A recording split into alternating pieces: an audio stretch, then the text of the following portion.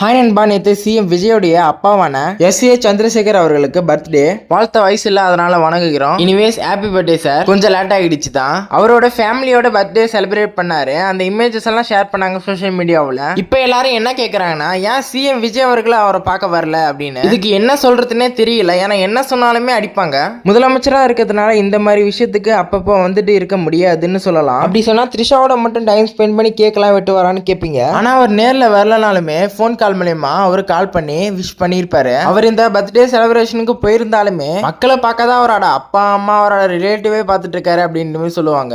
இப்போ அவரு பார்க்கல, இருந்தாலுமே தப்பா தான் சொல்லுவாங்க. ஏன்னா சொந்த குடும்பத்து கூடமா பார்க்க மாட்டாருன்னு சொல்லுவாங்க. இந்த வீடியோ பார்க்குற நீங்க சப்ஸ்கிரைப் பண்ணலாம், பெல் ஐகானை கிளிக் பண்ணி சப்ஸ்கிரைப் பண்ணிக்கோங்க. இந்த விஷயத்தை பத்தி என்ன நினைக்கிறீங்கன்றது கமெண்ட்ல சொல்லுங்க.